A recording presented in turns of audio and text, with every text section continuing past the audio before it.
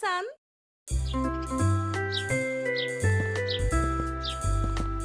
Il était une fois Blanche-Neige qui voulait visiter la belle chute d'eau mousseuse.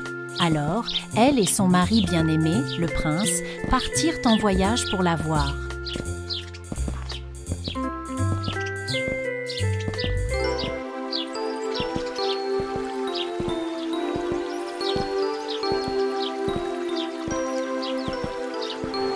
Après une agréable promenade, ils arrivèrent à la chute d'eau. C'est magnifique. Je suis si heureuse que nous soyons venus ici. Oui, c'est vraiment étonnant. Je crois que j'ai entendu quelque chose. Écoute. Oui, ça vient de par là. Allons voir.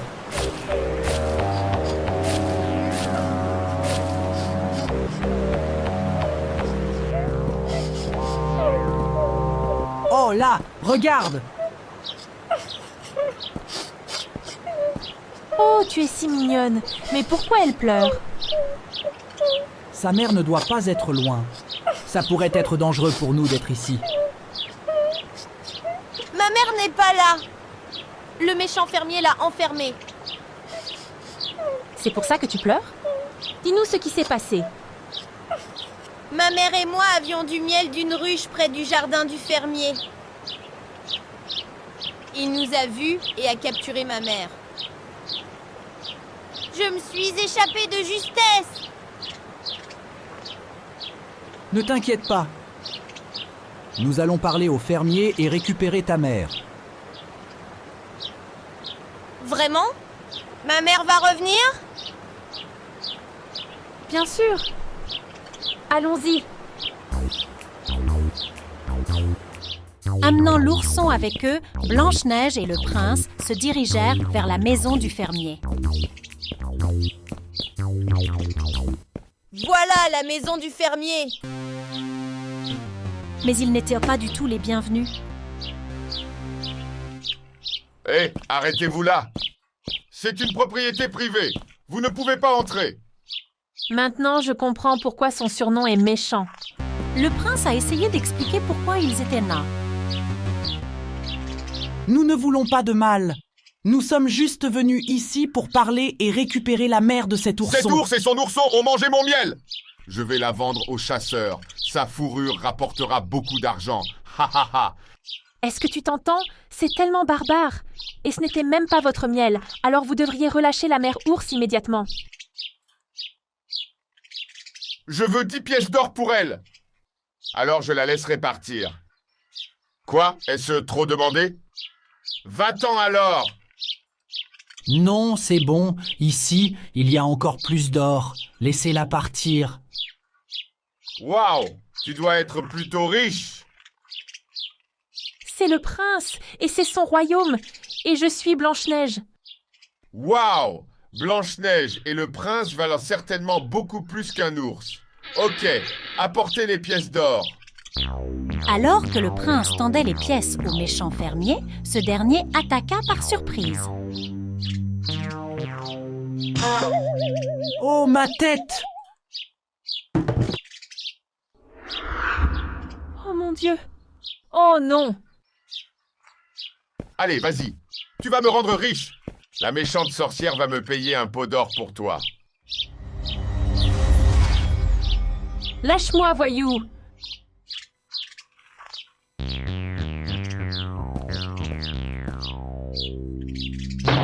Oh, ma jambe! Espèce de gosse gâté! Princesse, cours! Blanche-Neige et l'ourson coururent dans la forêt et se cachèrent du fermier. Qu'est-ce qu'on va faire? Le fermier a le prince maintenant. On va retourner le sauver avec ta mère. Ne t'inquiète pas. Que fais-tu, toi? J'écris une note au palais. Nous avons besoin d'aide. Mais comment vas-tu l'envoyer? Bonjour, joli oiseau. Peux-tu nous aider? Blanche-Neige attacha le mot à la patte de l'oiseau et envoya l'oiseau en direction du palais. Pendant ce temps, le fermier était très en colère que Blanche-Neige se soit échappée. Je devrais te conduire à la sorcière avant que les gardes n'arrivent. Ha ha ha! Tu ne t'en sortiras pas comme ça. Nous serons au château de la sorcière quand les gardes arriveront. Voyons s'ils sont capables de vous sauver. Ha ha ha ha! Je vais préparer la voiture maintenant. Ah, c'est trop serré. Je n'arrive pas à le détacher. Blanche-Neige et l'ourson étaient sur le point de se faufiler dans le jardin du fermier. Le fermier n'est pas là. Qu'est-ce qu'on va faire?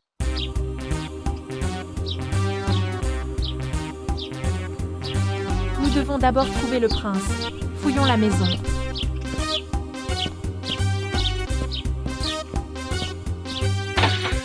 La porte de derrière est ouverte. Bien, entrons. Ne faites pas de bruit. Oh, vous avez entendu? Dépêchez-vous! Détache-moi avant que le fermier n'arrive. Dépêche-toi. Je ne peux pas le faire. C'est tellement serré. Oh là là, cache-toi! Le fermier arrive!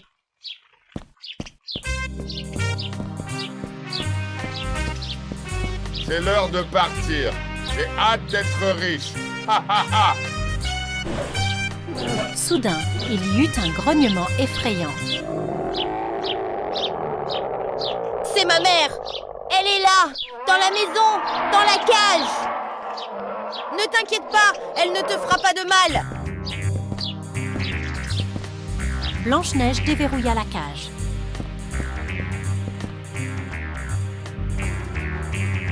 Maman, dépêche-toi! Le fermier est en train de s'enfuir. Il a le prince. Plus vite, cheval incapable! Hé!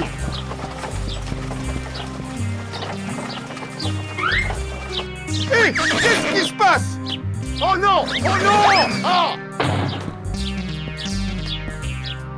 S'il vous plaît, arrêtez!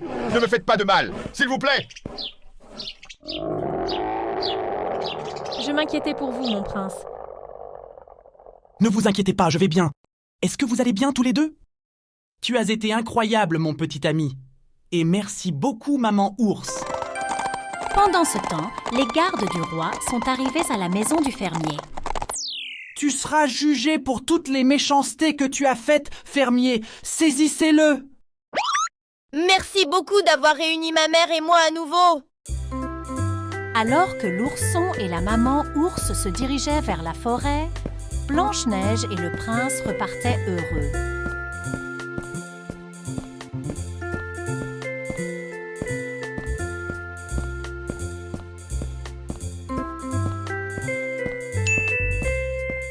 Il était une fois un riche marchand. Il était si riche qu'il ne savait même pas combien d'argent il avait. Ce marchand avait 3 filles. 2 d'entre elles étaient égoïstes, paresseuses et méchantes. Mais la 3e était incroyablement poli, généreux et aimant. Avec ses cheveux bruns flottants, de ses grands yeux verts, elle était à la fois belle et de bonne moralité. Aussi, son père l'appelait-il simplement la Belle. La Belle ne voulait jamais contrarier son père. Ses sœurs, en revanche, ne pensaient qu'à l'argent, aux robes et aux bijoux. C'est pourquoi leur père aimait le plus la Belle. Un soir, la Belle rêva d'un grand et beau prince avec les cheveux noirs. Dans son rêve, elle portait une robe merveilleuse et dansait avec le prince. À la fin de leur danse, le prince lui offrit une rose. Lorsqu'il se réveilla, elle était toujours souriante et dansait avec les fées de son rêve. Ses sœurs la regardaient, choquées et jalouses.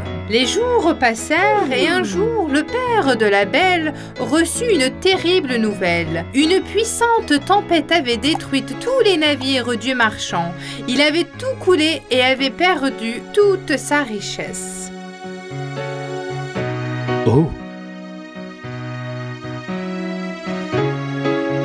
Nous avons tout perdu, les filles. La seule chose qui nous reste est cette maison. Je suis vraiment désolé.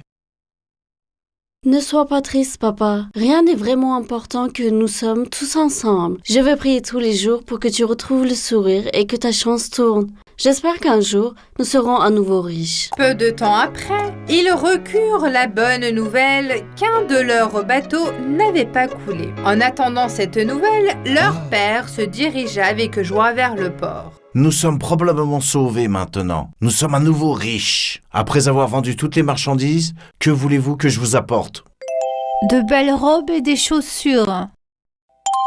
Des bijoux précieux. Mon cher papa, reviens-nous sain et sauf. Je ne veux rien, mais si tu peux m'apporter une rose rouge, je serai très heureuse. Le marchand fit ses adieux à ses filles et se rendit au port. Mais quand il arriva, il ne put croire ses yeux. Le navire était détruit et toute la marchandise était tombée dans la mer et était perdue. Donc rien n'avait changé, ils étaient toujours aussi pauvres. Malheureusement, en rentrant chez lui, sans s'en rendre compte, il était rentré dans la forêt. Pendant un certain temps, il a essayé de trouver la route, mais à ce stade, lui et son cheval étaient tous deux très fatigués. Soudain, il aperçut une lumière au loin. Il commençait à faire sombre, alors il s'est dépêché et s'est dirigé vers la lumière. Un magnifique palais est apparu devant lui. C'était un palais avec des lumières tout autour et un immense jardin. Le palais avait un air mystérieux. Lorsque le marchand est arrivé aux portes du jardin, elles se sont ouvertes spontanément. En passant par un chemin avec beaucoup d'arbres, ils atteignirent la porte du palais qui s'ouvrit également spontanément. Bien que le marchand ne comprenait pas ce qui se passait, il entra. Bonsoir. Y a-t-il quelqu'un ici? Il passa devant l'immense salon et d'autres pièces, demandant si quelqu'un était à la maison. Il se retrouva soudain devant une table remplie de différents types de nourriture, de desserts et de fruits. Comme il avait très faim, il s'est mis assis et a mangé jusqu'à ce qu'il soit rassasié. Parcourant toutes les pièces séduisantes du palais, il a cherché un endroit pour dormir. Il trouva une belle chambre au dernier étage. Eh bien, il n'y a rien à faire maintenant. Quand les propriétaires du palais arriveront, je les remercierai pour tout. Il s'allongea sur le lit et s'endormit. Le lendemain, lorsqu'il descendit, il vit cette fois qu'une belle et grande table de petit déjeuner avait été dressée pour lui. Je pense que la chance m'a encore trouvé. Il y a même du jus de fruits frais. Je dois y aller maintenant. Même si je n'ai pas pu vous rencontrer, je vous remercie beaucoup. Au revoir.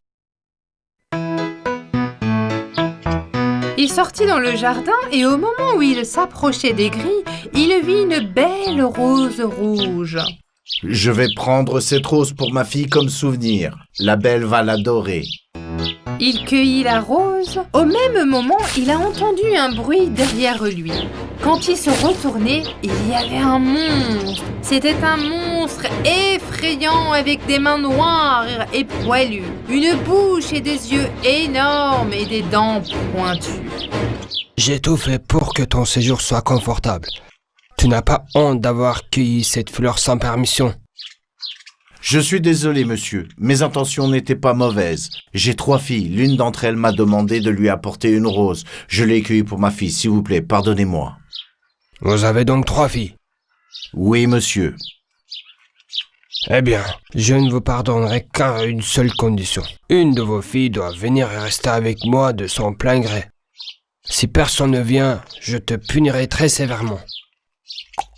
Tiens, je te donne mon cheval le plus rapide. Je vous attends toutes les 2 dans une semaine. Sinon, vous payerez le prix de votre insolence. Le marchand, qui voulait désespérément rester en vie, grimpa sur le cheval et rentra discrètement chez lui. Il expliqua à ses filles tout ce qui s'était passé. Lequel d'entre vous va m'accompagner là-bas? Je ne peux pas vivre avec un monstre. C'est à la belle qu'il faut en vouloir. Elle devrait y aller.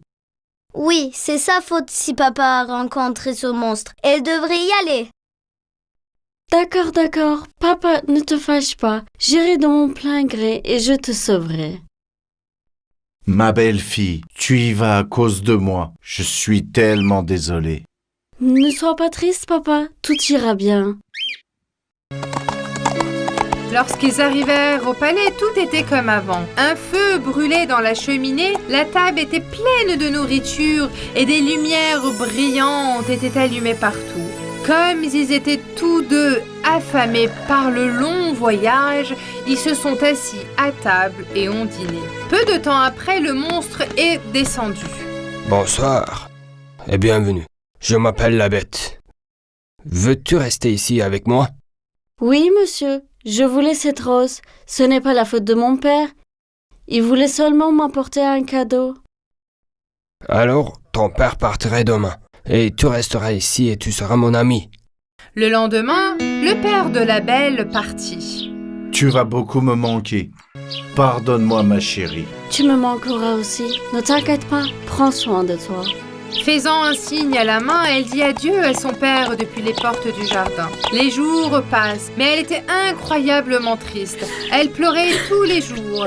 Une nuit, alors qu'elle pleurait, que vais-je faire de la bête? Comment vais-je m'y habituer? Il apparut devant elle. Bonsoir. Comment vas-tu? Ta chambre est-elle confortable? As-tu besoin de quelque chose? Tes désirs sont désordres. Le fait que tu sois venu ici de ton plein gré m'a rendu incroyablement heureux. Si seulement tu m'aimais un peu. C'est parce que je suis laid.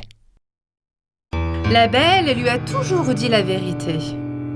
Je ne vous aime pas, mais je suis habituée à vous. Attends de voir. Un jour, je ferai en sorte que tu m'apprécies. Tu ne verrais pas la laideur de mon visage, mais tu verrais la gentillesse de mon cœur. C'est ça qui est important. Ils devenaient en fait de très bons amis. Ils jouaient du piano ensemble et chantaient des chansons. Ils se promenaient dans le jardin et nourrissaient les oiseaux. La Belle réalisa que la Bête n'était pas aussi laide qu'elle le pensait. En fait, elle commençait à l'apprécier. Une nuit, elle rêva de son père et vit qu'il était devenu très malade. Le lendemain matin...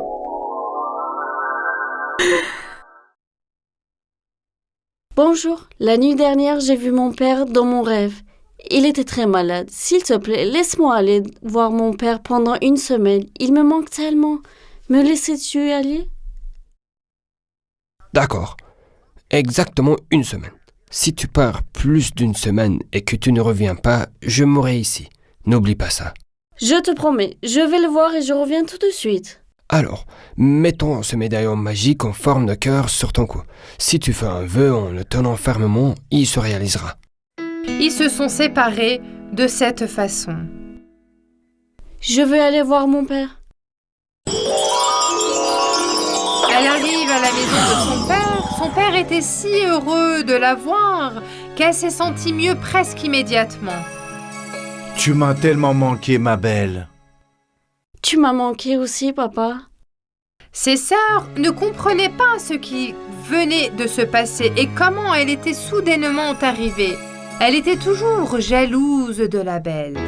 La Belle a tout raconté à son père, qu'elle était maintenant heureuse et qu'elle ne voulait plus être triste.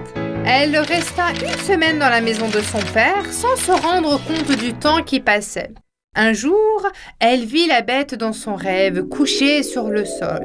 Pensant qu'il était mort, elle a eu une peur bleue. Elle s'est rendue compte qu'elle était en retard d'un jour. Elle s'est sentie coupable de ne pas avoir tenu sa promesse. Oh mon Dieu, il m'a dit que si je restais plus d'une semaine, il mourrait. Quel égoïsme. Si quelque chose lui arrive à cause de moi, je ne pourrai jamais me le pardonner. Elle fit immédiatement ses adieux à son père et à ses sœurs, prit le médaillon de sa main, le serra fort, l'embrassa et fit son vœu. Elle se retrouve dans le palais de la Bête. La Bête est sur le sol, les yeux fermés. La Belle, impuissante, ne savait pas quoi faire.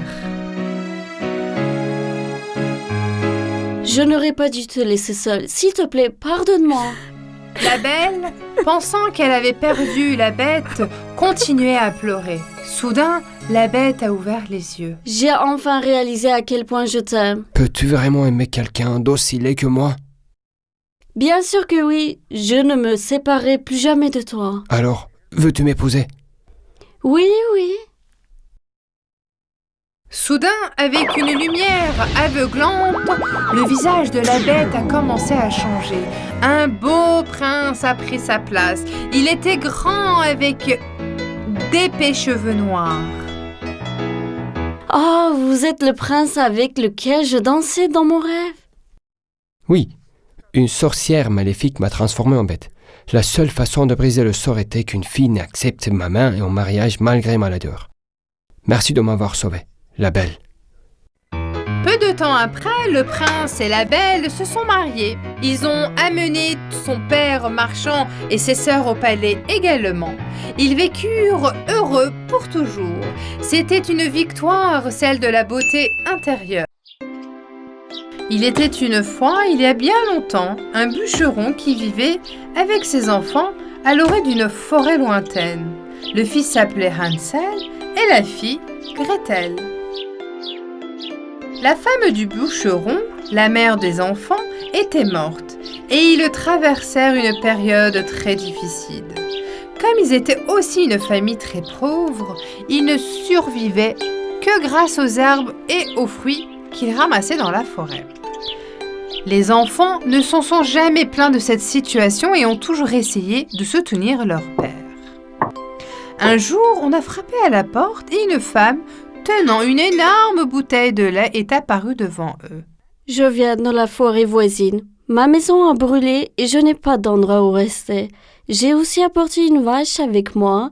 Si je vous donne cette bouteille de lait et la vache, pourrais-je rester avec vous?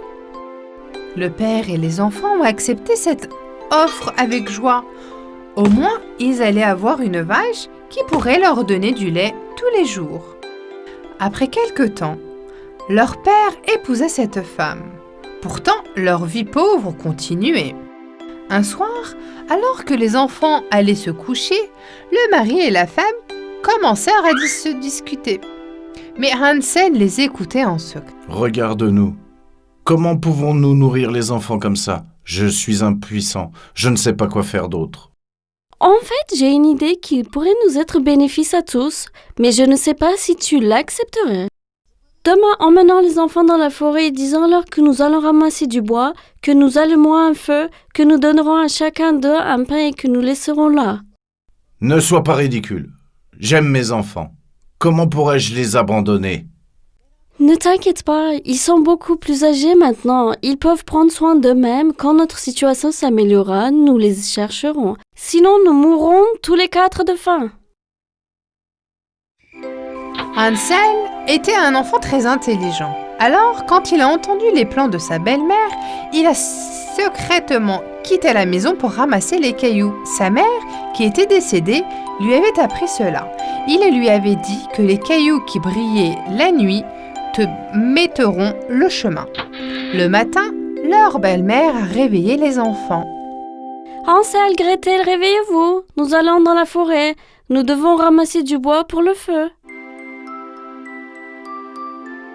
La première chose que dit Hansel en se réveillant fut de mettre les cailloux dans sa poche. Pendant qu'il marchait vers la forêt, il laissait secrètement tomber les cailloux sur le sol. Ils s'enfoncèrent dans les profondeurs de la forêt. Quand ils s'arrêtèrent pour se reposer, leur belle-mère et leur père allumèrent un feu, mirent du pain à côté d'eux et commencèrent à s'éloigner. Les enfants, reposez-vous un peu du feu. Votre père et moi allons chercher du bois et nous reviendrons. Leur père était très triste, mais impuissant. Il suivit sa femme vers le chemin de la maison. Il continua la tête et regarda ses enfants pour la dernière fois. Je vais récupérer mes enfants à la première occasion. Comprenant que leur belle-mère et leur père ne reviendraient pas, les enfants fatigués se sont endormis près du feu. Quand ils se réveillèrent, ils étaient très tard et la lune brillait de 1000 feux.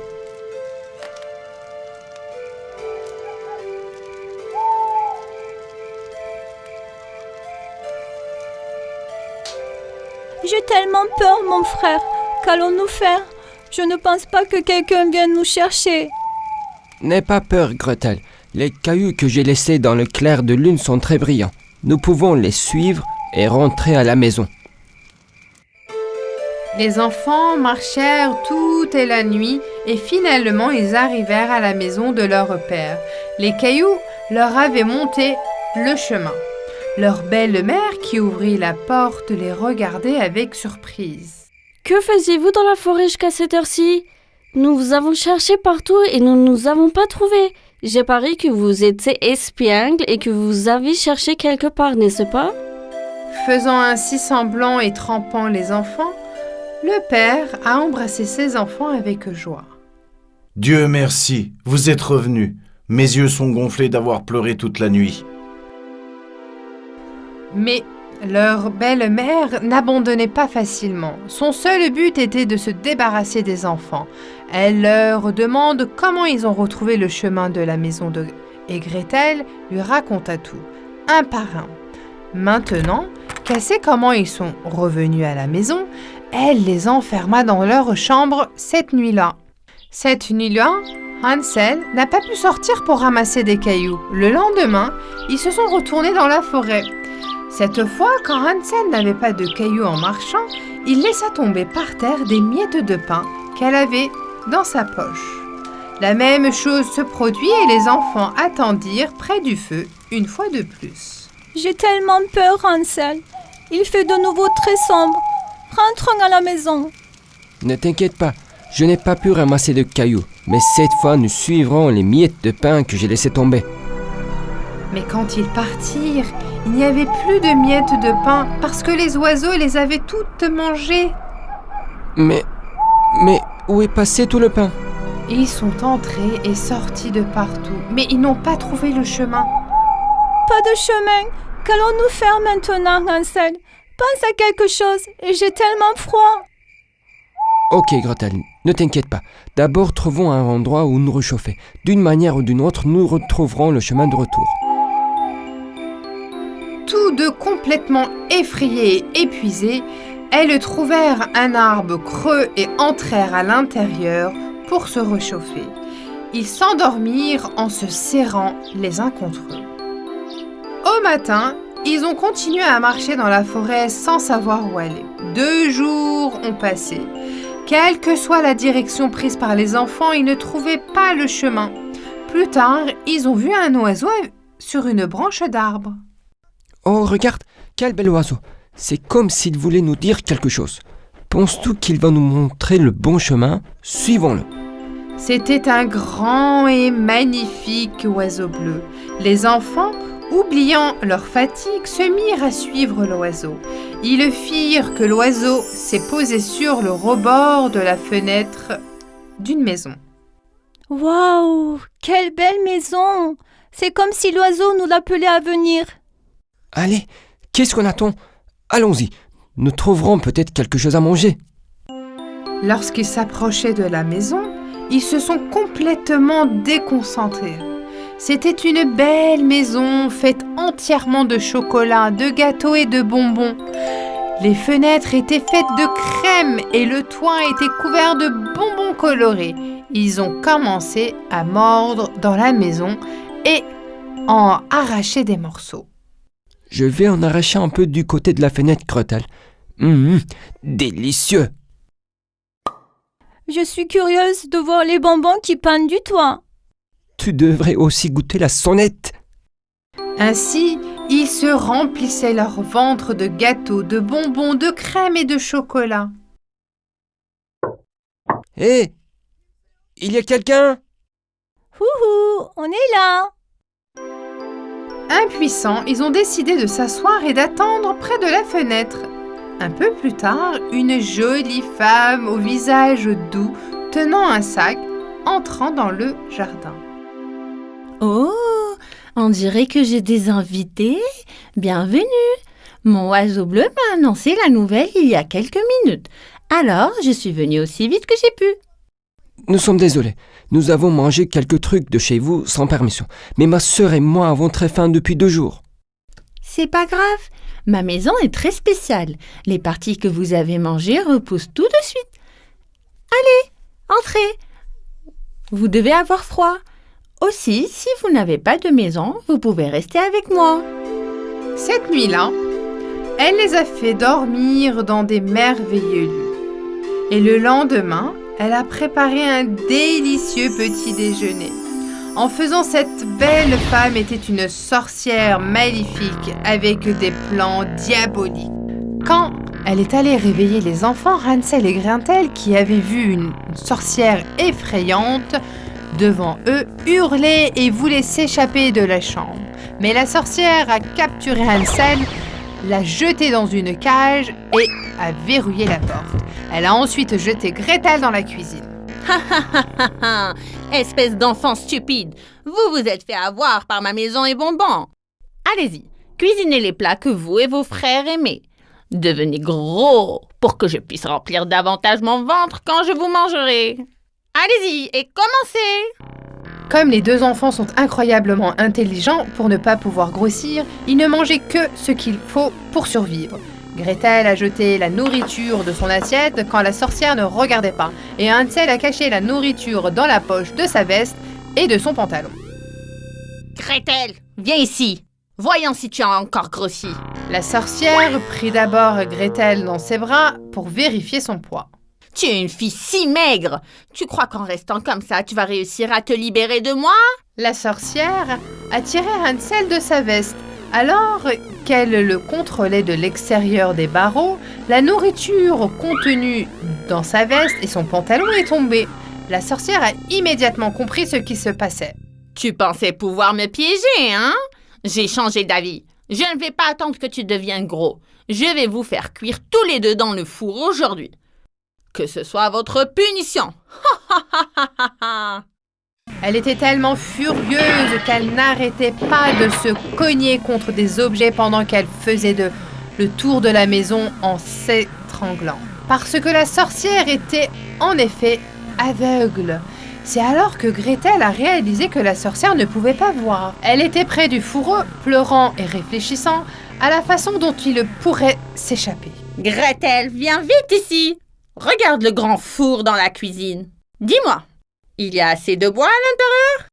Le feu était bruyant, mais Gretel a trompé la sorcière. Le feu est sur le point de s'éteindre, madame. Alors, mettez plus de bois. Vite! La porte du four est coincée. Je ne peux pas l'ouvrir. Quelle fille inutile tu fais. Maigre et inutile. Tiens, c'est aussi simple que ça. La sorcière a alors ouvert la porte du four. La chaleur du bois brûlait a frappé son visage. Qu'est-ce qui se passe? Vous avez dit qu'il n'y a pas de feu. La sorcière tendit la main vers le four pour comprendre ce qui s'est passé. Profitant de l'occasion, Gretel pousse la sorcière dans le four de toutes ses forces. Ah!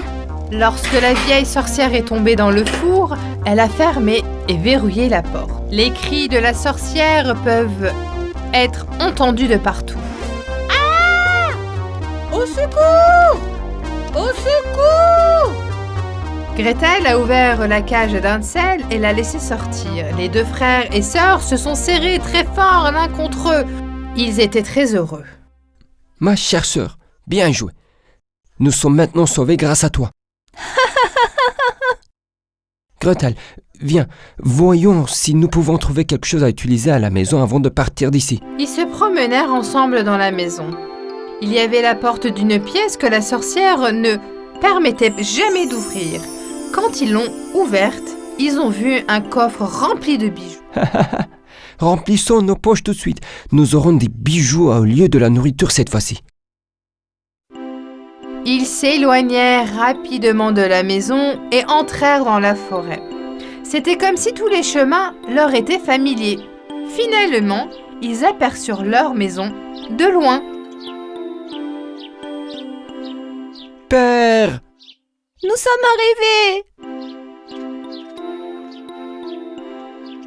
Le père qui ouvrit la porte serra joyeusement ses enfants dans ses bras. Il était si heureux. Les enfants, j'ai des nouvelles pour vous. Votre belle-mère est tombée malade et est décédée. J'ai fait une énorme erreur en l'écoutant, pardonnez-moi. Vous m'avez tellement manqué, je regrette tout. Tu nous as aussi manqué, papa. Notre maison, nos lits nous ont aussi manqué. Maintenant, nous pouvons tout oublier et être ensemble. Ils sortirent les bijoux de leur poche et les donnèrent à leur père. Leur père les regarda avec surprise. Qu'est-ce que c'est? Nous ne sommes plus pauvres, nous sommes riches. Père, nous avons tant de choses à te dire. Tu n'as aucune idée de ce que nous avons traversé. Cette nuit-là, ils se sont assis près du feu et ont bavardé jusqu'au matin. Les mauvais jours étaient derrière eux. Ainsi, ils vécurent tous une vie heureuse et paisible.